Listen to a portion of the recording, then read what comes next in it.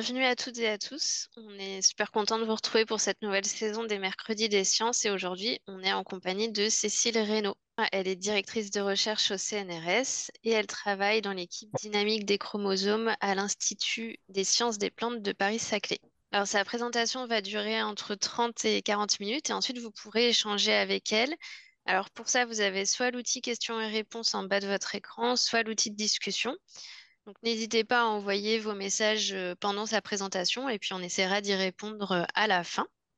Et puis, juste avant de lui laisser la parole, je voudrais vous montrer le manuel numérique max de SVT et en l'occurrence, là, le manuel de première dans lequel vous allez pouvoir retrouver plus tard le diaporama de ce mercredi des sciences si vous avez une licence. Alors, je vais vous partager mon écran.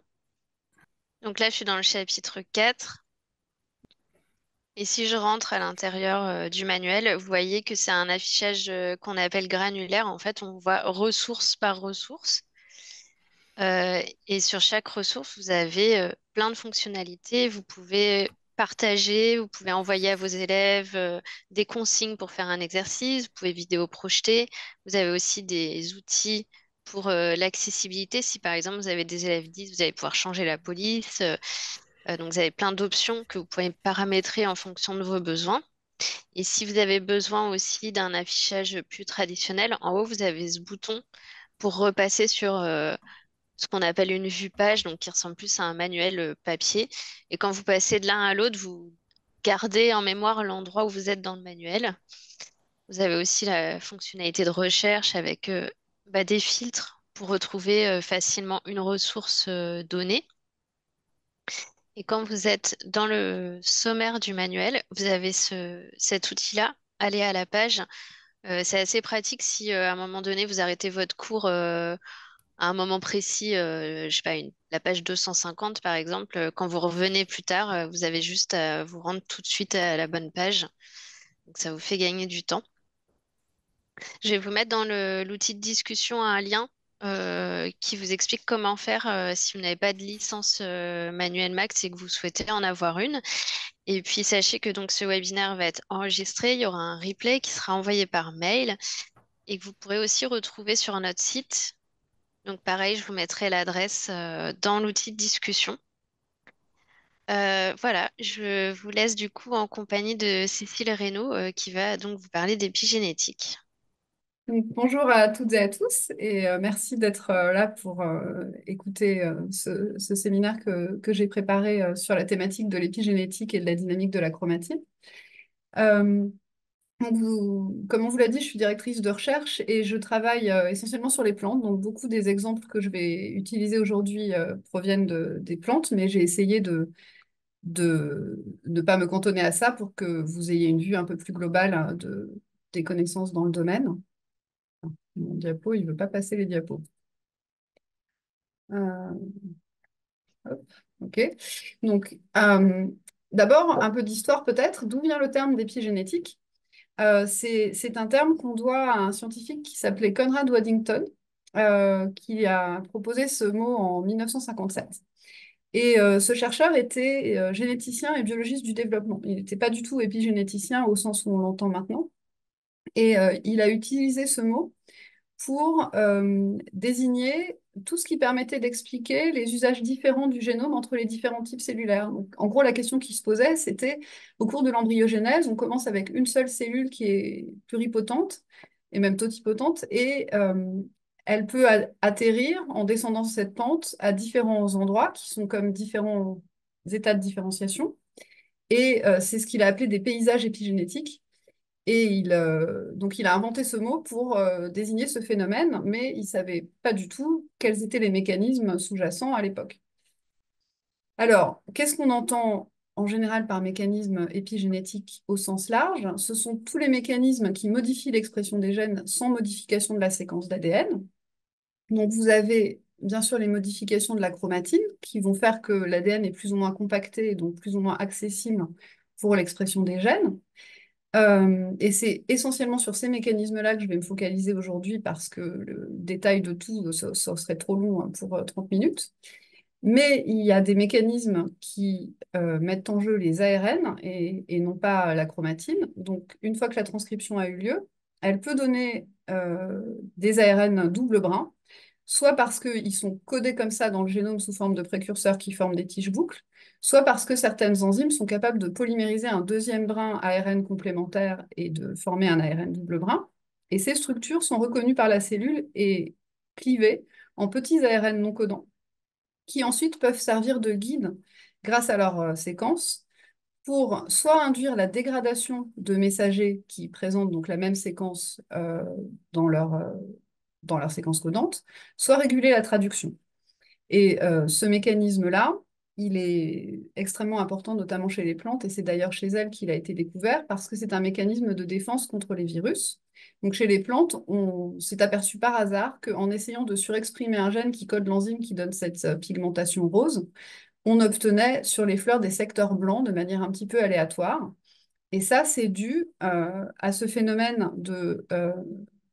d'extinction des gènes post-transcriptionnels qui vient de la dégradation d'ARN messager par complémentarité de séquence. Et enfin, un dernier mécanisme épigénétique peut mettre en jeu de longs ARN non codants qui peuvent notamment influer sur les modifications et la conformation de la chromatine. Donc, tout ça, ce sont des mécanismes cellulaires qui peuvent être nommés épigénétiques, mais en fait, le terme d'épigénétique au sens strict a une signification un petit peu différente parce qu'il inclut la notion d'héritabilité. Donc, tous les mécanismes que je vous ai présentés juste avant peuvent induire des changements d'expression du génome, donc c'est ce qui est schématisé sur cette cellule en vert, mais ça peut être totalement transitoire et réversible, et dans ce cas-là, les cellules filles de cette cellule-là vont retourner à l'état initial hein, qui était celui-ci. Donc, dans ce cas-là, c'est un changement non héritable et le terme d'épigénétique au sens strict exclut ce cas de figure. Donc, en principe, on ne parle pas d'épigénétique si le changement n'est pas héritable. À l'inverse, si vous avez une héritabilité mitotique, donc si vous avez un changement d'expression des gènes, toujours sans changement de séquence de l'ADN, qui est transmis aux cellules filles, alors on parlera de changement épigénétique parce qu'il est héritable au travers des mitoses.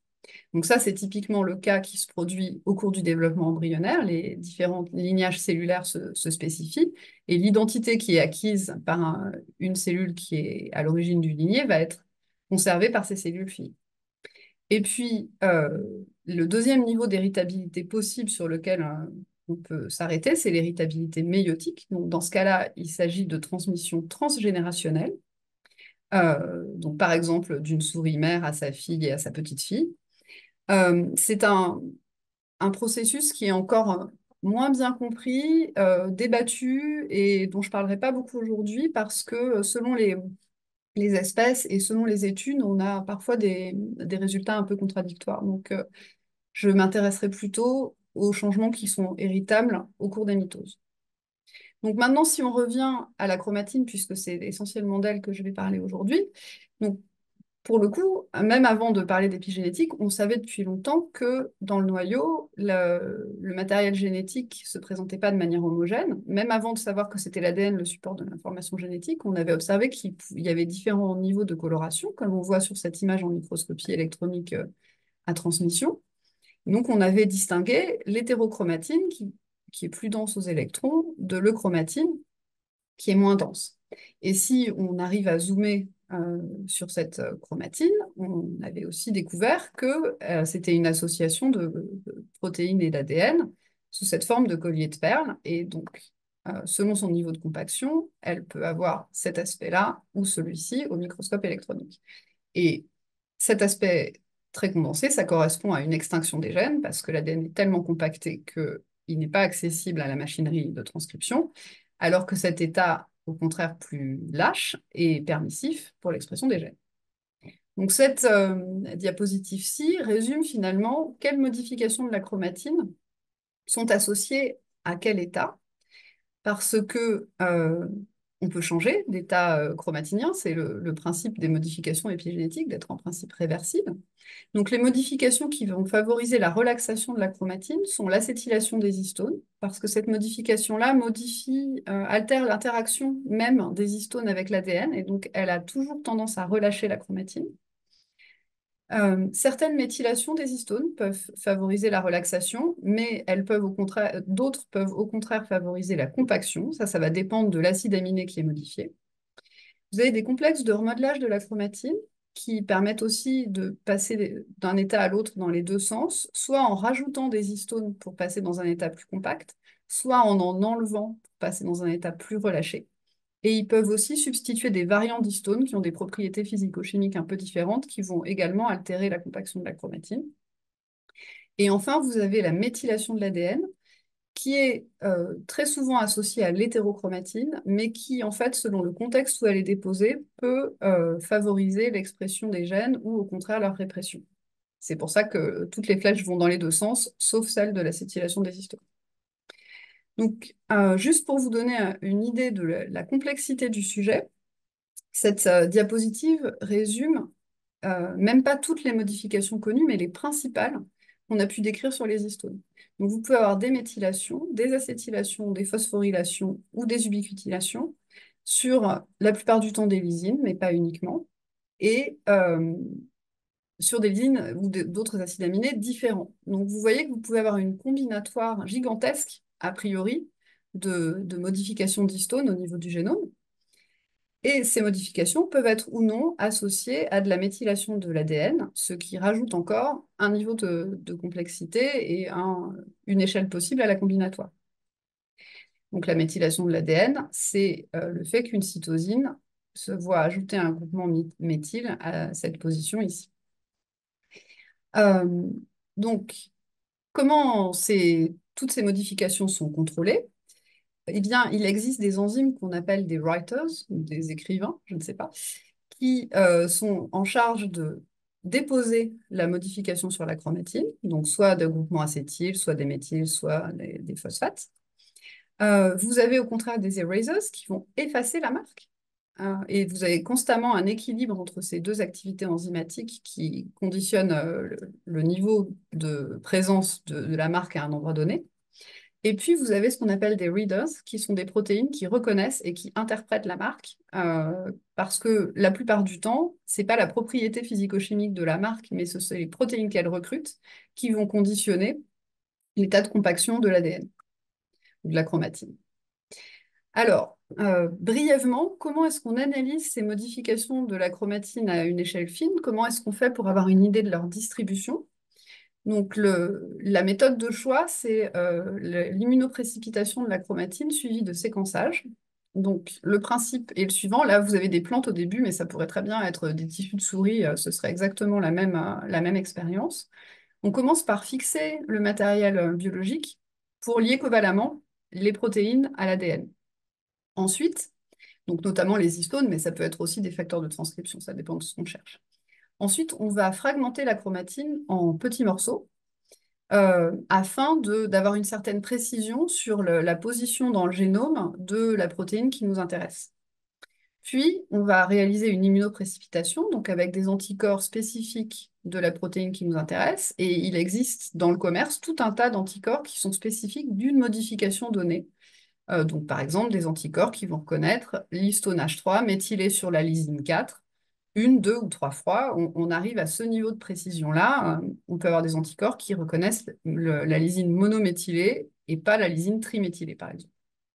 Ensuite, on défait les liaisons covalentes qu'on avait fait à cette étape-ci pour associer l'ADN aux protéines, pour récupérer seulement l'ADN, à partir duquel on prépare des banques de séquençage et on procède à un séquençage à haut débit pour avoir une idée des séquences d'ADN qui étaient associées à la protéine d'intérêt ou à l'histone modifiée d'intérêt.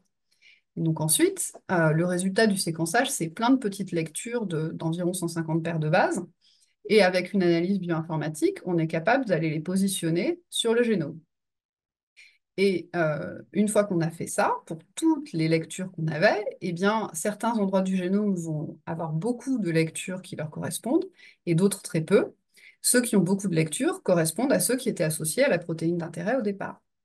Et donc, on se retrouve avec des résultats qui se présentent comme ça, c'est-à-dire vous avez une vision du génome où sont représentés les gènes, là c'est le génome de la tomate, et puis vous avez des courbes comme ça qui représentent le nombre de lectures qu'on a trouvées à chaque position.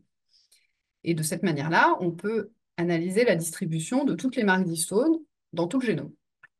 Et en faisant ça, en fait, on se retrouve avec un paysage extrêmement complexe, mais qu'on peut simplifier en trois grandes catégories de chromatines. On va trouver ce qu'on appelle l'hétérochromatine constitutive, c'est-à-dire que c'est une partie du génome qui sera inactive dans tous les types cellulaires et qui devient très rarement active. Ensuite, vous avez l'hétérochromatine facultative, qui, elle, est à un état inactif à un moment donné, mais peut passer à l'état actif, par exemple au cours du développement. Et puis, vous avez le chromatine qui est permissif pour la transcription. Et chez les plantes, les modifications caractéristiques sont celles qui sont présentées sur ce diaporama. Donc, la méthylation de l'ADN, par exemple, est très forte dans l'hétérochromatine constitutive, beaucoup moins dans la facultative ou dans le chromatine.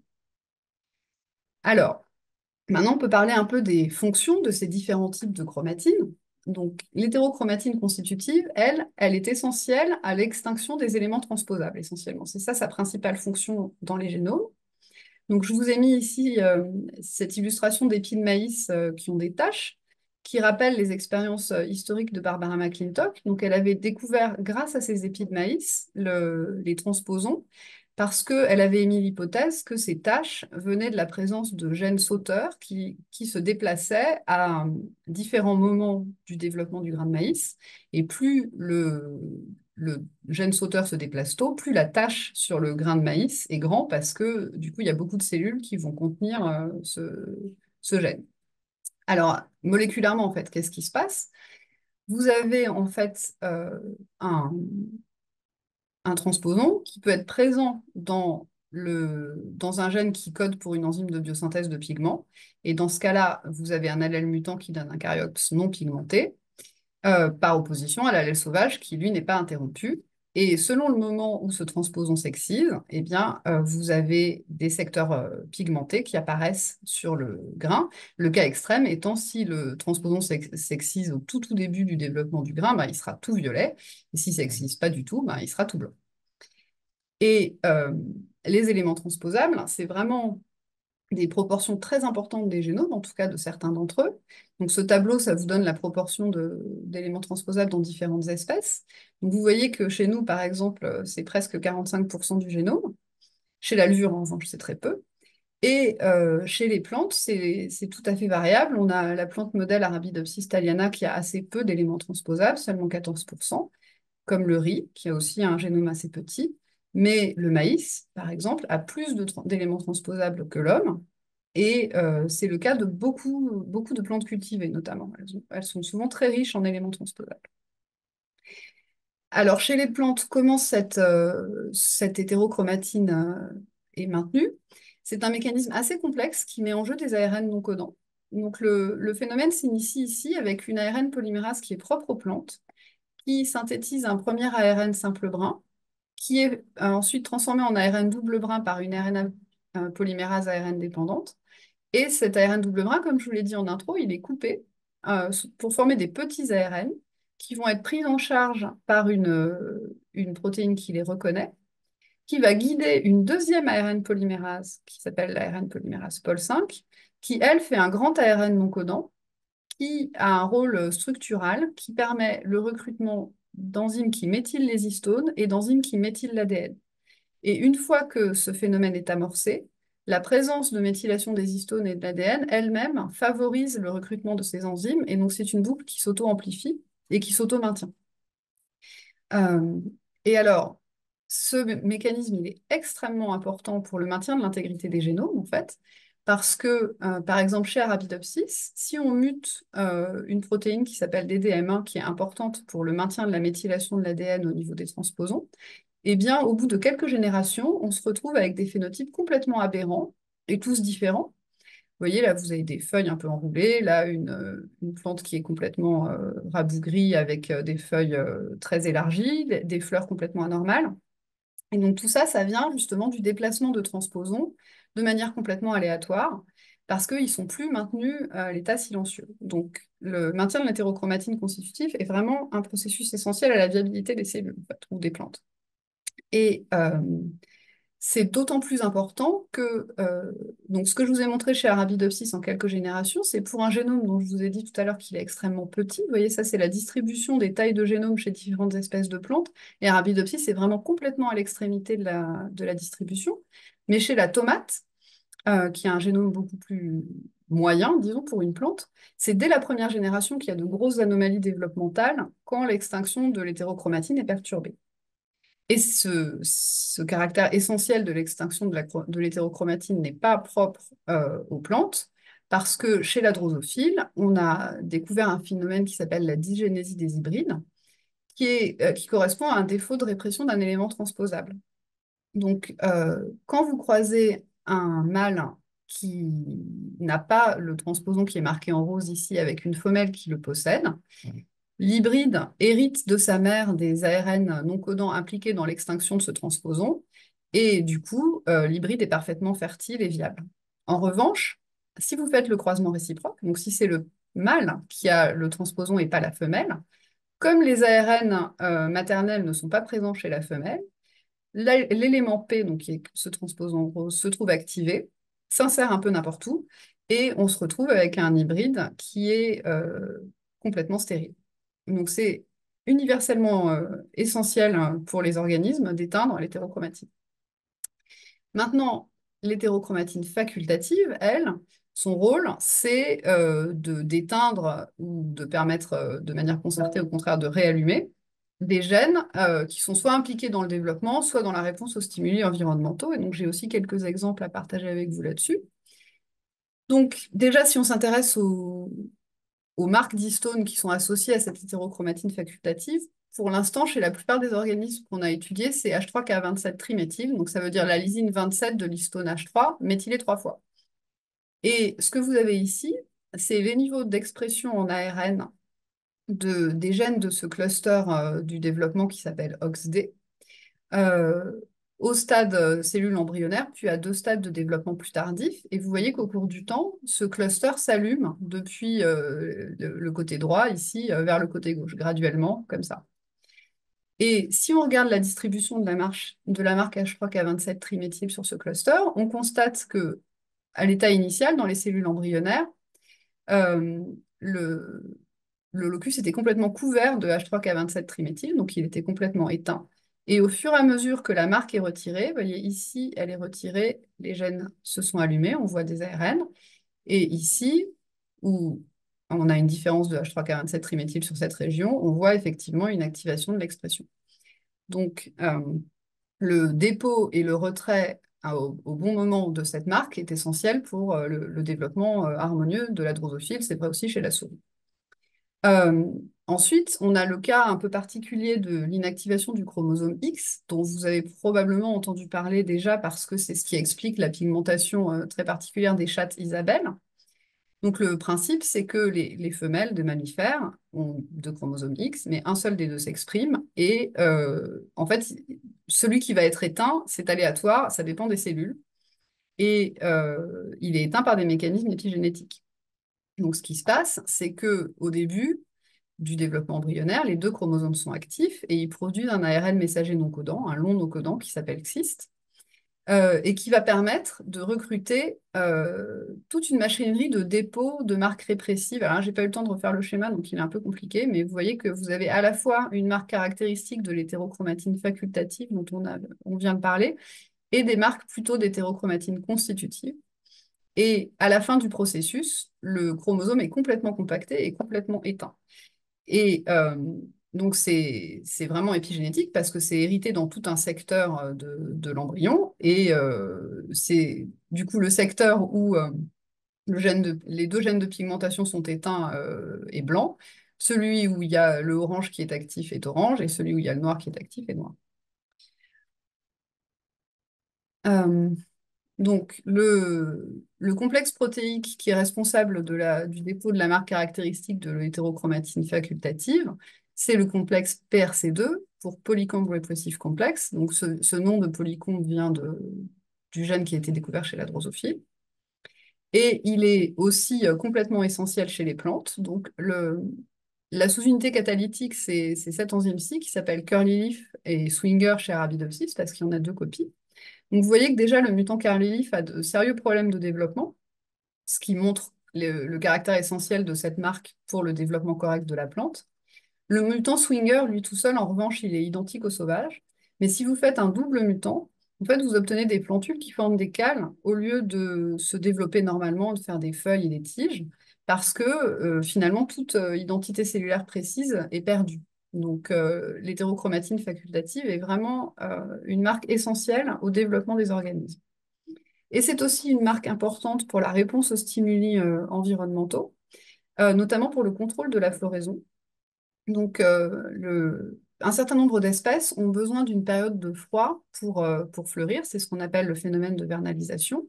Il faut qu'elles soient exposées au froid pendant un certain temps pour que quand la température redevient favorable, la floraison soit induite. C'est le cas d'Arabidopsis qui passe l'hiver sous forme de rosette. Et moléculairement, ce qui se passe, c'est que l'exposition au froid permet de recruter le complexe PRC2, donc qui dépose la marque H3K27 triméthyle, sur le locus FLC, qui veut dire Flowering Locus C, euh, qui est un répresseur de la floraison. Et donc, graduellement, pendant l'exposition au froid, ce répresseur de la floraison va être éteint. Et une fois les beaux jours revenus, la floraison va pouvoir avoir lieu. Et vous voyez au passage que ça, c'est typiquement une marque épigénétique au sens où elle va être héritée pendant les mitoses dans cette plante. En revanche, c'est typiquement aussi un cas où il ne peut pas y avoir d'hérédité transgénérationnelle parce que ça éliminerait le besoin de froid pour fleurir de la génération suivante.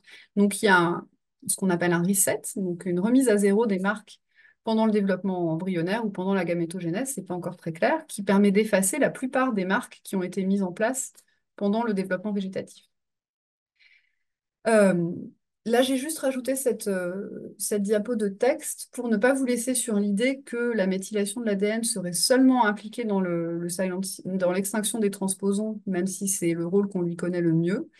Euh, elle sert aussi parfois à contrôler l'expression des gènes. Donc là, je vous ai mis juste un exemple qui concerne la maturation du fruit de tomate. Donc, chez le type sauvage, au cours du temps, vous allez passer d'une tomate verte à une tomate rouge. Et si on inactive par interférence à l'ARN une enzyme de déméthylation de l'ADN, les tomates deviennent pratiquement incapables de mûrir. C'est légèrement orange, mais la maturation est vraiment très fortement perturbée. Donc le contrôle de la méthylation de l'ADN, ça ne concerne pas que l'hétérochromatine constitutive, c'est plus complexe que ça. Alors, une question qui est assez brûlante en ce moment, c'est s'il existe une mémoire épigénétique. Donc, au sens de mémoire, on entend, est-ce que l'épigénétique peut servir à se souvenir, par exemple pour une plante, d'un stress qu'elle a subi, soit dans la même génération, soit à la génération d'après? Et la raison pour laquelle on se pose cette question, c'est que, bien sûr, toutes les molécules ont un turnover dans la cellule, et en plus, pendant la mitose, enfin, pendant la prolifération cellulaire, pardon, la réplication de l'ADN implique de déplacer les histones et de les remettre en place, mais aussi d'en incorporer de nouveaux, ce qui va aboutir forcément à une dilution des modifications de la chromatine qui étaient présentes sur la chromatine avant réplication. Donc, la question est de savoir s'il y a moyen de quand même conserver cette information. Et on a quelques exemples bien documentés de mémoire. Par exemple, les mutants péloriques de la linéaire, qui sont connus depuis Linné. Donc, c'est une observation très ancienne. Donc, c'est des mutants qui ont des fleurs à symétrie radiale quand le sauvage a une symétrie bilatérale. Et on peut montrer par Southern blot que cette différence est due à une modification héritable de la méthylation de l'ADN. Donc, ce qu'on fait, c'est qu'on utilise deux enzymes de restriction, une qui est insensible à la méthylation de l'ADN, ici MBO, et une qui est sensible à la méthylation de l'ADN, SAU. Et vous voyez que le profil qu'on obtient par Southern blot dans le mutant pélorique pour l'enzyme sensible à la méthylation est différent du profil qu'on obtient dans le type sauvage. Donc ça veut dire que le locus euh, ici est méthylé. Et c'est la méthylation de ce locus, qui s'appelle cycloïdéa, qui explique la forme anormale des fleurs de ce mutant. Et ça, on a plusieurs stations documentées où il existe des mutants péloriques, donc c'est complètement transmis d'une génération à l'autre. Un autre exemple de modification héréditaire, mais cette fois-ci somatique, parce qu'il s'agit de culture in vitro, c'est quelque chose qui s'est passé dans des cultures de palmiers dattiers, où donc on les propage par micro-bouturage. Et donc en faisant ça, ils avaient propagé un palmier dattier qui était supposément une variété élite, et des champs entiers se sont retrouvés à faire des fruits complètement anormaux, comme celui qui est marqué ici en C, ou un peu intermédiaire par rapport au type normal. Et ça a été une catastrophe économique pour ces plantations parce qu'ils ne font pas d'huile du tout, ces fruits-là. Et des analyses justement d'épigénétique ont pu montrer que pendant la culture in vitro, il y a eu ce qu'on appelle une variation somaclonale, donc une mutation qui est apparue, qui est en fait une épimutation. Donc c'est juste un changement de méthylation de l'ADN qui inactive un gène et qui aboutit à ce phénotype du coup inexploitable. Et enfin, euh, on peut montrer que les plantes sont capables de se souvenir, entre guillemets, de stress auquel elles ont été soumises. Donc, si on pousse de l'Arabidopsis à sa température préférée, donc 22 degrés, on a des plantes, bien sûr, qui se portent bien. Et si on les soumet à un choc thermique de 2 heures à 45 degrés, toutes les plantes meurent. En revanche, si avant de faire ce choc thermique brutal, on a pris la précaution d'acclimater les plantes à cette température-là en augmentant la température progressivement pendant quelques heures et ensuite en les laissant à 45 degrés, si on les resoumet à un stress brutal au bout de 4 jours, la plupart des plantes survivent, comme vous le voyez là. Et là encore, on a pu montrer que ce phénomène est dû à des changements de la chromatine qui sont conservés sans doute au cours des mitoses et qui permettent à la plante de mieux résister à un nouveau stress. Enfin, pour terminer ce séminaire et vous parler de ce qui est les questions probablement les plus nouvelles hein, sur la dynamique de la chromatine, je voudrais vous parler un peu de son repliement dans l'espace et de son importance pour la régulation de l'expression des gènes. Donc, on sait depuis longtemps que le noyau, c'est un organisme qui est très organisé. Donc, on peut faire des expériences de chromosome painting, comme ça, où on a des sondes d'hybridation in situ qui colorent chaque chromosome d'une couleur différente. Et on peut voir que chaque chromosome occupe un territoire bien défini à l'intérieur du noyau, que ce soit chez Arabidopsis ou chez l'homme. Donc la chromatine, déjà, elle a simplement un rôle de compaction pour réussir à faire rentrer tout le génome de manière pas trop entortillée dans le petit espace du noyau. Il faut se rendre compte que dans un noyau de cellules humaines qui fait peut-être 10 ou 15 microns, il y a 2 mètres d'ADN. Donc le fait qu'il soit replié autour de la chromatine, ça permet de l'enrouler un peu comme on enroule une pelote de fil hein, pour justement que les chromosomes occupent un espace à peu près circonscrit. Euh, mais en plus de ça, en fait, il y a différents niveaux d'organisation de la chromatine qu'on peut mettre en évidence et qui ont tous leur importance pour l'organisation du noyau et pour l'expression des gènes. Donc l'échelle du nucléosome, c'est celle dont j'ai parlé jusqu'à présent. Donc c'est la modification des histones et la place des histones le long de l'ADN. Mais ensuite, la chromatine peut former des boucles pour mettre en contact, par exemple, le promoteur de certains gènes avec des séquences enhancer, donc régulatrices. Et puis, toutes ces boucles peuvent être regroupées dans des sous-domaines un peu plus grands que la boucle. Et chez les mammifères, notamment, on sait que la formation de ces domaines, c'est extrêmement important pour contraindre quels gènes peuvent interagir avec quelles séquences régulatrices. Et si on perturbe ce repliement, par différentes méthodes que je n'ai pas le temps de détailler, on perturbe l'accès des séquences régulatrices aux gènes et donc on perturbe l'expression des gènes. Et enfin, donc, on arrive à l'organisation que je vous ai montrée avec chaque chromosome qui occupe sa petite place dans le noyau. Et donc, je vous ai dit, ce niveau d'organisation est extrêmement important et il est gouverné en partie par la sorte de modifications qui sont portées par la chromatine. Donc, si on regarde une marque caractéristique de l'hétérochromatine constitutive chez différentes espèces de plantes, vous voyez qu'elle n'est pas répartie n'importe comment dans le noyau. Chez Arabidopsis, elle forme des espèces de points un peu à la périphérie. Chez la tomate également, ça se trouve plutôt sur le pourtour du noyau. Et chez le blé, elle a la particularité d'être à la périphérie, mais d'un seul des deux côtés du noyau. C'est une organisation un peu spéciale.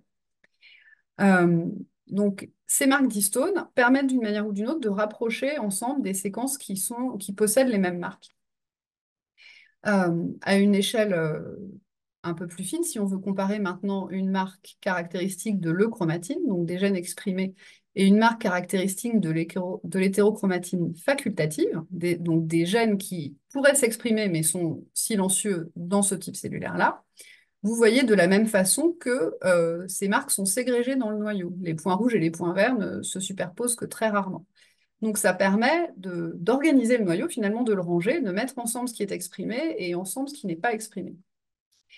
Et donc chez les animaux, j'ai pas de photo à vous montrer, mais cette diapo vous illustre ce que je vous disais tout à l'heure à propos des TAD, donc les Topologically Associating Domains, qui sont ces grandes régions de chromatine qui sont repliées un peu ensemble, qui contraignent l'interaction de certains gènes avec certains éléments régulateurs. Donc ce gène-là ne pourra pas interagir avec un élément régulateur situé dans un autre TAD.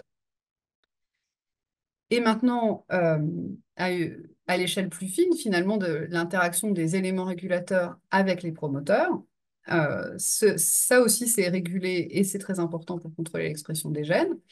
Donc, on a observé chez les plantes, mais c'est vrai aussi dans les cellules humaines, que l'ARN polymérase 2, donc celle qui transcrit les gènes, est localisée sous forme de petits points comme ça dans le noyau dans les régions, bien sûr, qui sont les moins colorées au DAPI, parce que ce sont les régions où il y a le moins d'ADN, donc qui sont les moins compactes. Et ces régions, on appelle ça des transcription factories, où on pense que plusieurs gènes exprimés sont regroupés ensemble avec plein d'exemplaires de l'ARN Pol2 active, et que ça permet finalement de limiter un peu les distances à parcourir pour les facteurs qui sont nécessaires à l'expression des gènes, parce que la diffusion à l'intérieur du noyau avec tout l'ADN qu'il contient n'est pas simple. Et on a étudié, en réponse à différents stress, nous notamment on l'a fait chez la tomate, comment se replie la chromatine. Et on a pu montrer qu'en réponse à la chaleur, on a de nouveaux contacts qui se forment entre des séquences régulatrices et des gènes qui sont impliqués dans la réponse à la chaleur, et que la formation de ces boucles de chromatine est absolument essentielle pour l'activation des gènes qui permettent la survie des plantes en réponse au heat stress finalement. Donc, ce domaine de l'organisation tridimensionnelle de la chromatine est en plein essor en ce moment et c'est vraiment plus là-dessus que se focalisent nos recherches, mais aussi, d'une manière générale, celles des collègues qui travaillent sur la chromatine. Donc, je suis arrivée au bout de ma présentation. Je vous ai mis sur cette diapo un petit résumé des idées essentielles de ce séminaire. Donc, l'épigénétique, ça désigne des mécanismes qui impliquent des modifications de la chromatine et ou des ARN non codants, parce que vous avez vu que les ARN non codants peuvent fonctionner seuls ou en lien avec le remodelage de la chromatine, qui modifient l'expression des gènes. Mais au sens le plus exact, l'emploi de ce terme sous-entend qu'on s'intéresse à des modifications qui sont héritables, et donc on va exclure des changements de la chromatine qui sont plus transitoires et qui ne seront pas transmis au cours des divisions. Ceci dit, vous rencontrerez des gens qui emploient le terme d'épigénétique au sens très large, que ce soit héritable ou pas. Euh, ensuite, l'héritabilité mitotique des modifications épigénétiques, elle fait absolument pas débat. C'est très clair que ça existe et c'est même absolument essentiel au cours du développement pour spécifier l'identité cellulaire et expliquer ce que Waddington essayait d'expliquer, c'est-à-dire l'usage différent du génome selon l'identité des cellules. Par contre, l'héritabilité transgénérationnelle, c'est plus compliqué et c'est plus difficile aussi à séparer d'un effet maternel qui ne serait pas vraiment un héritage des marques épigénétiques. Ensuite, on peut dire qu'on définit trois paysages chromatiniens, l'hétérochromatine constitutive importante pour l'extinction des TE, l'hétérochromatine facultative qui est impliquée dans la répression des gènes du développement ou des gènes de stress, tout particulièrement chez les plantes qui sont des organismes fixés, donc chez qui ce type de régulation est très important. Et enfin, le chromatine qui est transcriptionnellement active, qui est caractérisée par l'acétylation des histones et certaines méthylations. Et enfin, donc, l'organisation tridimensionnelle de la chromatine, elle joue vraiment un rôle essentiel pour établir des contacts entre promoteur et annonceur. Elle est probablement en partie gouvernée par les modifications d'histones qui sont portées par les gènes, mais on comprend encore très mal comment elle est régie. Et c'est maintenant tout l'enjeu des recherches en cours de savoir exactement jusqu'à quel point le repliement est absolument essentiel et jusqu'à quel point c'est une solution de commodité pour la cellule et quelles sont les protéines qui sont impliquées dans ce repliement.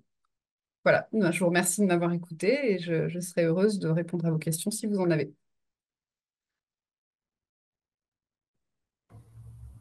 Merci beaucoup, Cécile, pour cette conférence. N'hésitez pas à envoyer vos questions en utilisant soit l'outil de discussion, soit l'outil questions et réponses. C'est des outils qui apparaissent quand vous mettez votre curseur en bas de l'écran. Donc voilà, on est là pour y répondre. Merci beaucoup, Cécile. C'était une Merci. performance de rendre accessible toute cette complexité. C'était hyper clair. Bah, moi, en attendant qu'il y ait des questions parmi nos auditeurs, je voudrais t'en poser une ou deux. Oui, bien sûr. Ce qu'on appelle l'ADN poubelle, du coup, je crois, qui est majoritairement de l'hétérochromatine constitutive, Mhm. du coup. Euh, Est-ce qu'on peut dire que finalement, cet ADN, c'est vraiment un ADN qui n'a pas de fonction réelle et qui ne porte que des séquences potentiellement codantes type éléments transposables qui doivent être éteints parce qu'ils sont dangereux pour la cellule et pour l'organisme? Alors, dans une certaine mesure, on peut avoir cette impression. Après, en fait, on s'est aperçu, par exemple, que l'insertion d'éléments transposables, hein, ça peut être un élément clé pour réguler des gènes de réponse au stress, justement. Ça commence à être assez bien documenté chez les plantes que des gènes de réponse aux pathogènes ont tendance à avoir des transposons près de leurs promoteurs. Et en fait, ça permet de les maintenir éteints en temps normal, parce que ça a un coût énorme de les exprimer s'il n'y a pas besoin. C'est presque létal, hein. Les mutants de plantes qui les expriment quand ils ne devraient pas, ils sont minuscules, ils sont très peu fertiles, hein. C'est vraiment un coût très fort. Et par contre, quand les plantes sont exposées à un pathogène, là, hop, il y a une déméthylation à cet endroit-là, et le gène se réactive. Donc, il y a quand même des cas où au moins certaines séquences qu'on assignerait à l'hétérochromatine constitutive sont importantes, elles ont un rôle régulateur et elles peuvent être réactivées. Donc, c'est un peu plus compliqué que ce que j'ai dit dans ma présentation de ce point de vue-là. Et en plus, en fait, on se dit que peut-être on sous-estime encore la fonction de tout cet ADN dont on ne comprend pas très bien le rôle, parce qu'on s'aperçoit de plus en plus qu'il y en a beaucoup qui est transcrit, qu'il y a des ARN non codants qui peuvent être formés, et donc peut-être il y a des fonctions là encore à découvrir. En fait, on a un collègue en ce moment qui essaye justement d'enlever le plus possible de transpositions du génome du riz pour voir ce qui va se passer et si finalement c'est de l'ADN poubelle ou pas. Donc, Ça doit être un sacré travail, non? Parce qu'il y en a beaucoup à enlever. c'est monstrueux. Enfin, le riz, c'est quand même un bon choix par rapport au blé, par exemple, hein, mais ouais, c'est un gros travail. Je sais pas du coup jusqu'où il pourra aller, mais il y a cette idée-là d'essayer de voir si on enlève l'hétérochromatine constitutive, finalement, est-ce que c'est un problème? Oui, c'est ça, en fait, c'est effectivement la question sous-jacente. On pourrait se Mm. dire, est-ce que finalement la performance, notamment au moment de chaque mitose, de la réplication, elle serait pas meilleure si on n'avait pas tout cet ADN à côté? Ce serait bizarre que ça soit maintenu s'il était vraiment non fonctionnel, en fait.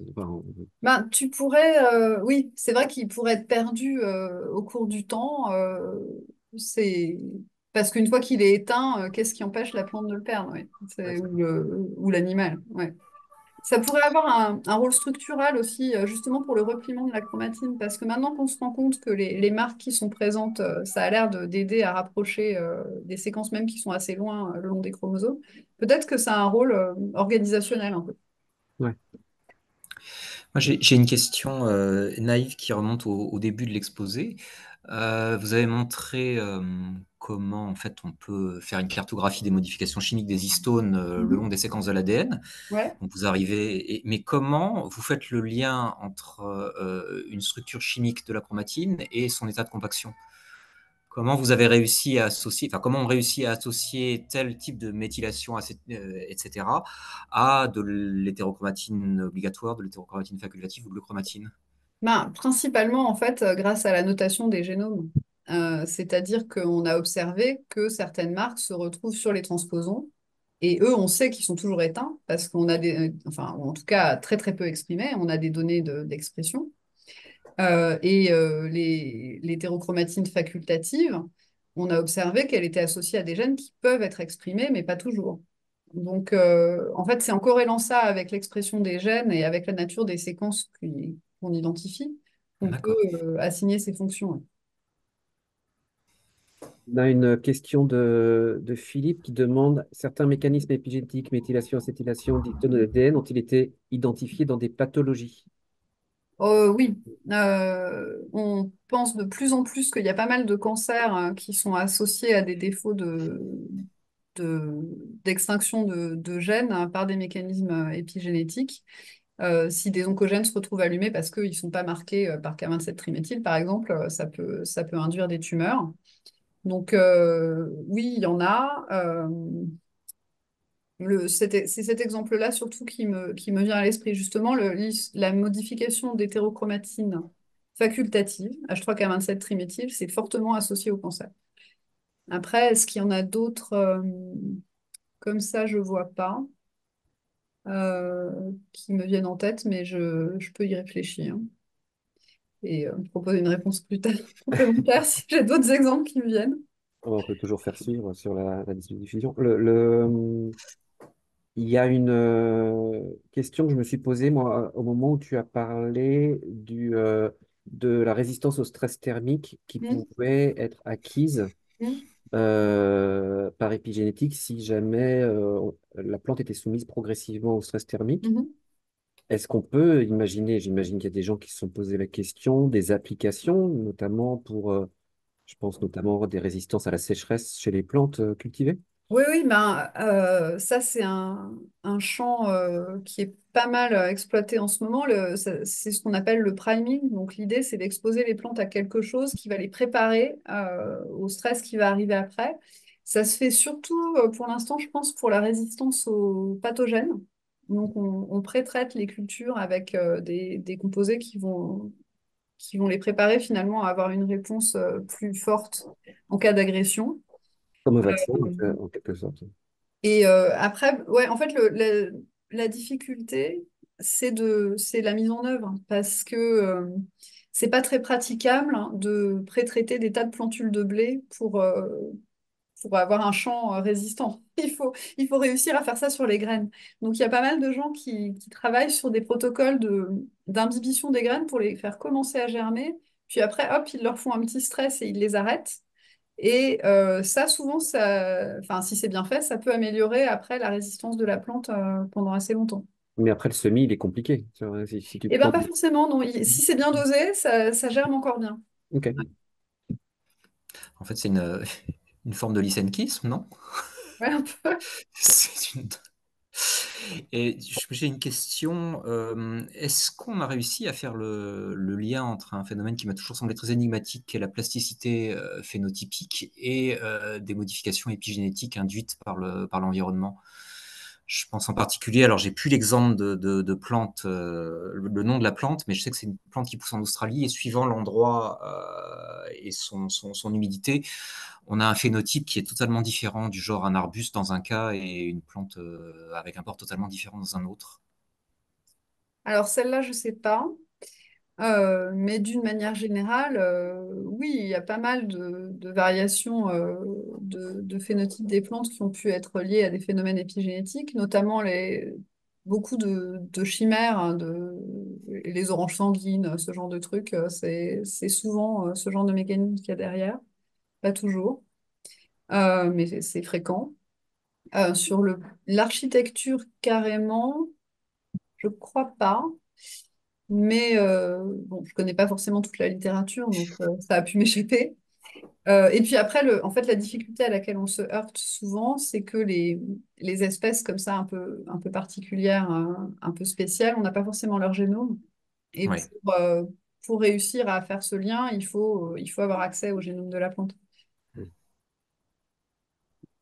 Quand tu parles de la localisation du territoire Mm. d'un chromosome décompacté dans le noyau, Mhm. Le territoire, il est constant. C'est-à-dire que si tu refais la même peinture du noyau de la même espèce dans une cellule, alors il faut que ça soit quoi? C'est dans chaque cellule d'une même, qui a subi la même différenciation, ou c'est dans toutes les cellules d'un individu, on va retrouver le même chromosome printing.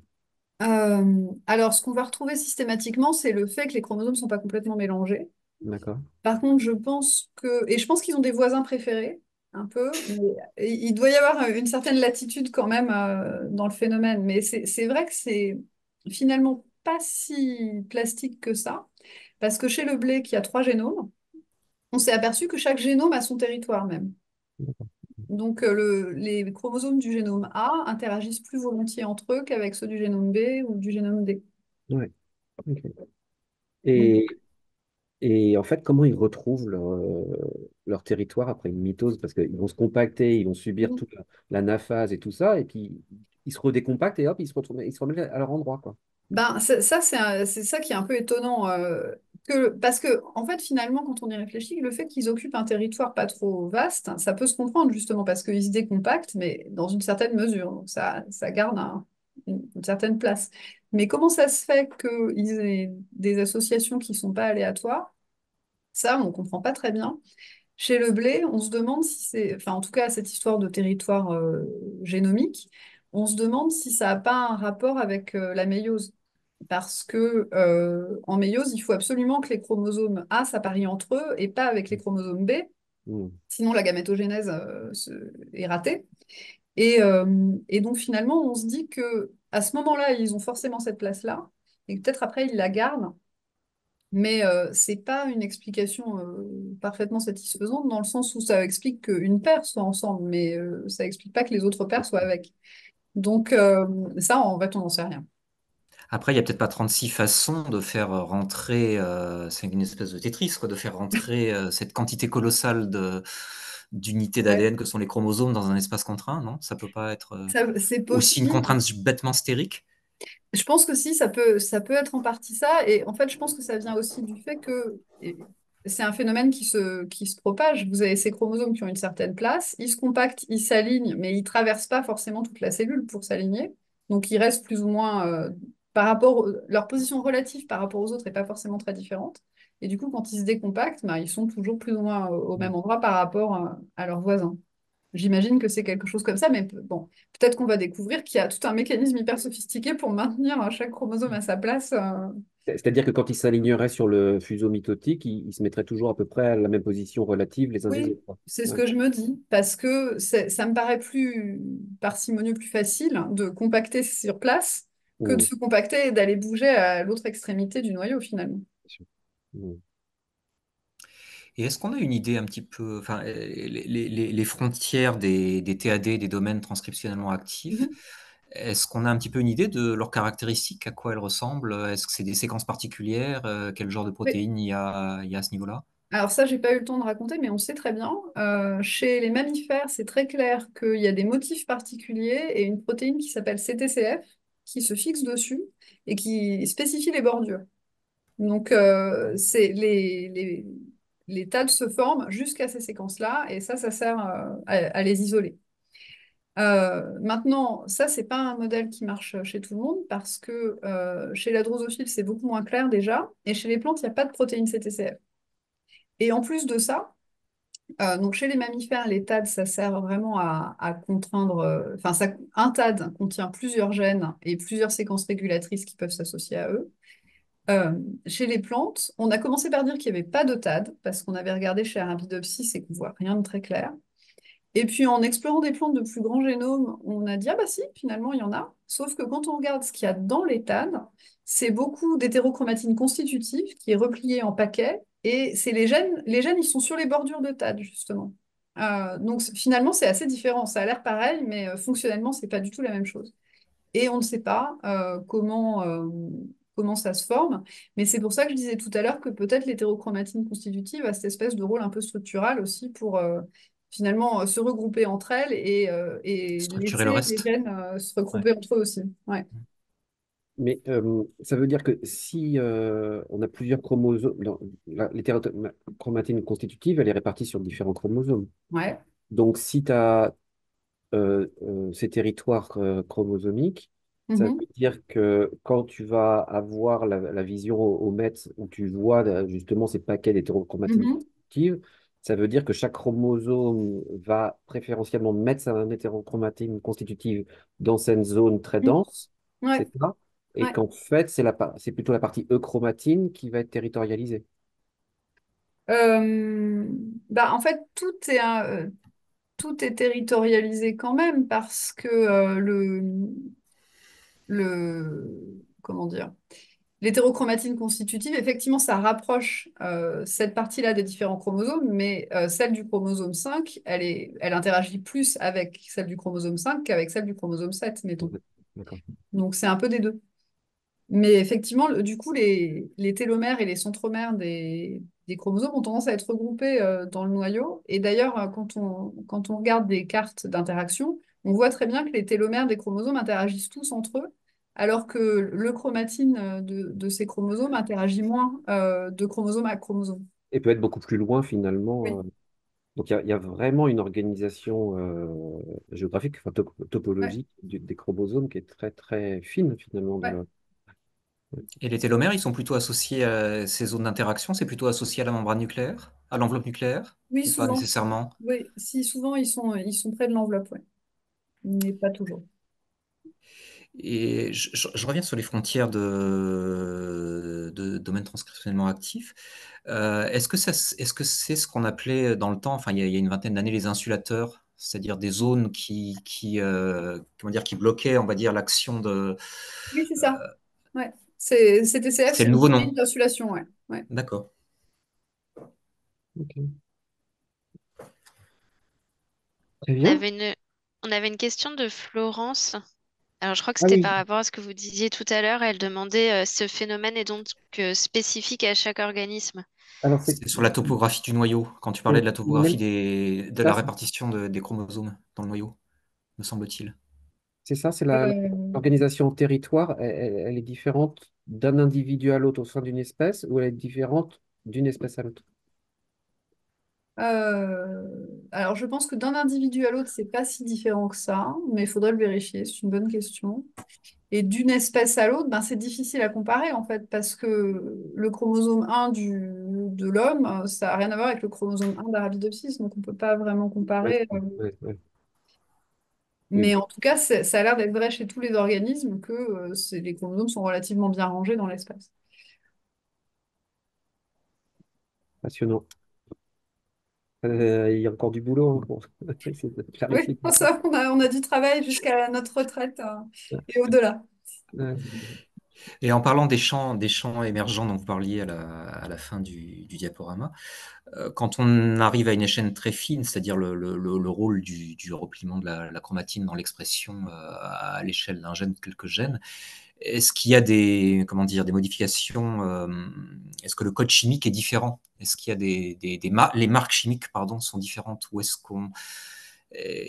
oui, ma question, est-ce que chaque échelle pourrait avoir des marques chimiques un peu différentes ou pas du tout?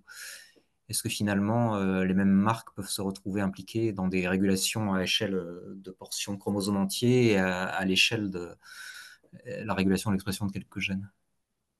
Ah, c'est une bonne question. Euh, hmm, je dirais que, en fait, forcément, il y a des marques qui vont être exclues de ça, puisque celles qui sont associées à ce repliement en 3D, c'est des marques activatrices. Enfin, en tout cas, celui qui consiste à regrouper ensemble des gènes exprimés, par définition, c'est des marques activatrices. Euh, Maintenant, ouais, on ne sait pas très bien. En fait, en plus, ce qui est très difficile, c'est qu'on ne sait même pas qu'est-ce qui entraîne quoi. Est-ce que c'est le rapprochement de deux séquences qui fait qu'elles vont avoir les mêmes marques? Et on sait que dans certains cas, ça peut être ça, parce que, il y a des phénomènes qu'on appelle des paramutations, qui sont la transmission d'un état chromatinien d'une copie d'un gène à une autre copie dans le génome. Et ça a l'air d'être favorisé par les contacts. Donc dans ce cas-là, c'est le repliement qui a l'air de gouverner la marque. Mais à l'inverse, ce qu'on a pu montrer, c'est que si on retire certaines marques, on perd le repliement. Mhm. Donc, c'est des phénomènes qui sont très interdépendants et je ne suis pas sûre que ce soit toujours le même qui initie le phénomène. En fait, on n'en sait encore trop rien. Et la difficulté, c'est que, sauf cas très particuliers, on ne sait pas bien manipuler l'un sans l'autre. Donc, souvent, ce qu'on sait faire, c'est retirer des marques. Bon, le cas de figure le plus simple étant un mutant qui ne dépose plus cette modification. Mais ça, évidemment, c'est très fort comme effet parce que c'est très, très pléiotrope. Mais bon, ça, on a beaucoup d'exemples de ce type-là. Et donc, dans ce cas-là, on peut voir que le repliement n'est pas le même. Par contre, empêcher une boucle de se faire et voir ce qui arrive au niveau de la chromatine, ça, on a beaucoup de mal parce que pour l'empêcher, le seul moyen dont on dispose pour l'instant, c'est de déléter une des deux séquences d'ADN. Mais quand on a fait ça, on a fait un énorme changement. On n'est pas sûr Ouais. d'avoir affecté seulement le repliement. Donc là, pour l'instant, on est un peu coincé méthodologiquement parce Méthodologiquement. Mhm. qu'on ne sait pas comment c'est gouverné et du coup, bah, on ne sait pas l'empêcher. Ok. Merci.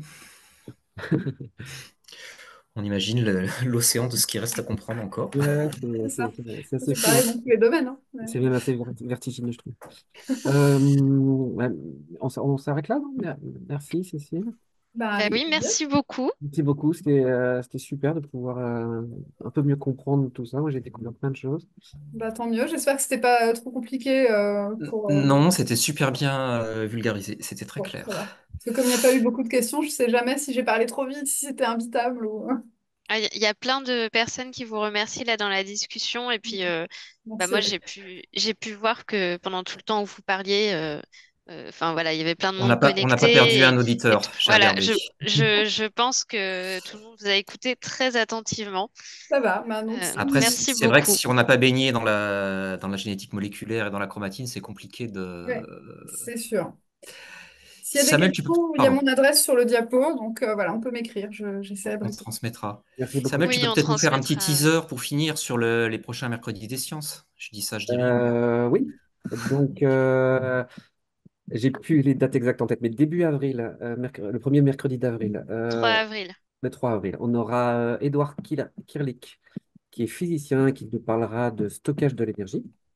Et le 15 mai, on aura Bernard Vessière de l'INRAE. Donc, Edouard, il travaille à Sorbonne Université. Et on aura Bernard Vessière de l'INRAE, qui est spécialiste de la pollinisation et qui nous parlera donc de la pollinisation le 15 mai. Voilà.